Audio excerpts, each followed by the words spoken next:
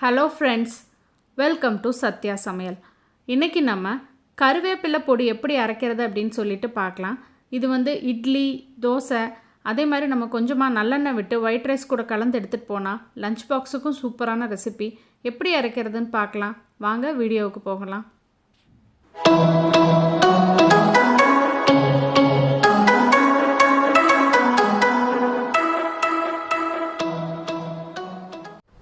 கால் cup அளவுக்கு உளுந்து. நான் இன்றைக்கி கருப்பு உளுந்து பயன்படுத்தியிருக்கேன். நீங்கள் வெள்ளை உளுந்து வேணாலும் பயன்படுத்திக்கலாம். இது கருப்பு உளுந்தில் உடச்ச உளுந்து அப்படிங்கிறதுனால சீக்கிரமாக நமக்கு வறுபட்டு வந்துடும். எல்லாமே நல்லா பொன்னிறம் ஆகிற வரைக்கும் வறுத்து எடுத்து ஒரு தட்டத்துக்கு மாற்றி நம்ம ஆற வச்சு எடுத்துக்கலாம். கால் கப் அளவுக்கு கடலைப்பருப்பு,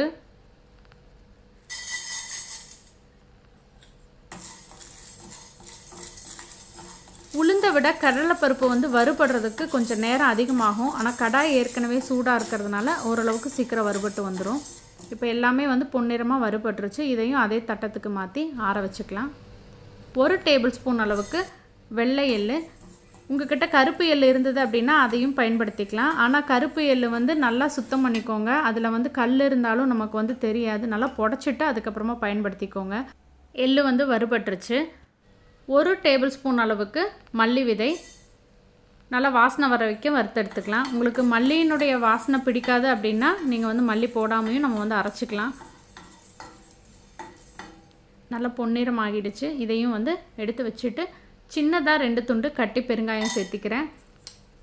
நீங்கள் பொடி பெருங்காயமாக இருந்தால் அதையும் சூடாக இருக்கும் போதே சேர்த்துக்கோங்க. வானலியில் போட வேண்டாம். நம்ம பருப்பெல்லாம் வறுத்து சூடாக எடுத்து வைக்கும் பொழுது அது கூட சேர்த்துக்கோங்க. இது கூடவே நான் இன்றைக்கி 1/2 ஸ்பூன் அளவுக்கு கல்லுப்பு பயன்படுத்திக்கிறேன். கல்லுப்புலையும் கொஞ்சம் ஈரப்பதம் இருக்கும். அதையும் ஒரு வாட்டி நம்ம வறுத்து விட்டுக்கிட்டோம் அப்படின்னா பொடியை கொஞ்சம் நாளைக்கு நம்ம ஸ்டோர் பண்ணி யூஸ் பண்ணுறதுக்கு ரொம்ப நல்லாயிருக்கும். பெருங்காயமும் பார்த்திங்கன்னா நல்லா உப்பி வரும் சூடாகும் பொழுது. உப்பும் நல்லா படப்படான்னு உங்களுக்கு வெடித்து வரும். அதுக்கப்புறமா இதையும் நம்ம தட்டத்துக்கு மாற்றிக்கலாம்.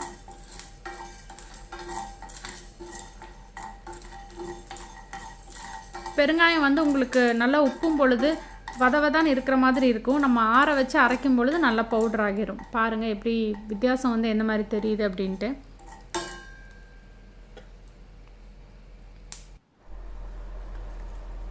இப்போ நான் இன்றைக்கி காரத்துக்கு 7 காஞ்ச மிளகாய் எடுத்துக்கிறேன். உங்களுடைய காரத்துக்கு தகுந்த மாதிரி நீங்கள் எடுத்துக்கோங்க.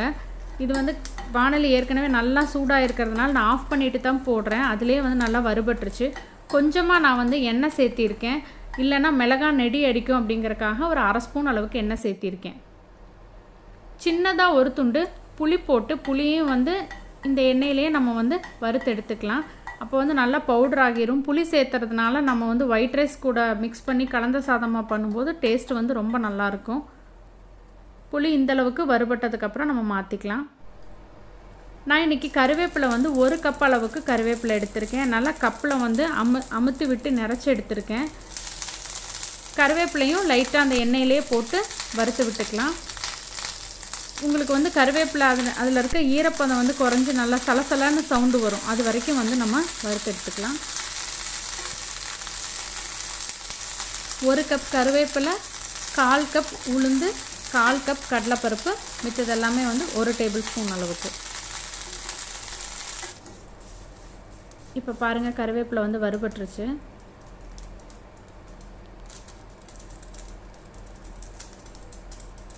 நல்லா ஆறுச்சு அப்படின்னா உங்களுக்கு நல்லா சலசலான ஒரு சவுண்டு கேட்கும்.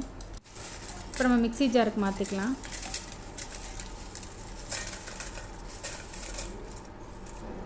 நல்லா சலசலான்னு இந்த மாதிரி சவுண்டு கேட்கும். நல்லா ஒரு வாட்டி கருவேப்பிலையை மட்டும் நம்ம பொடிச்சு எடுத்துக்கலாம். அதுக்கப்புறமா அதில் பருப்பு சேர்த்துக்கலாம். ஏன்னா நம்ம இட்லி பொடிக்கெல்லாம் அரைக்கும்போது கொஞ்சம் கொரப்பாக இருந்தால் டேஸ்ட் நல்லாயிருக்கும்.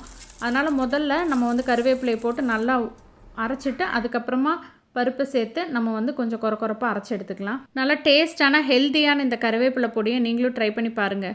வீடியோ பிடிச்சிருந்தா உங்கள் ஃப்ரெண்ட்ஸ் எல்லாத்துக்கும் ஷேர் பண்ணுங்கள், லைக் பண்ணுங்கள், கமெண்ட் பண்ணுங்கள். மறக்காமல் நம்ம சேனலை சப்ஸ்கிரைப் பண்ணுங்கள். சுவை அறிந்திட சுவைத்து பாருங்கள். தேங்க்யூ.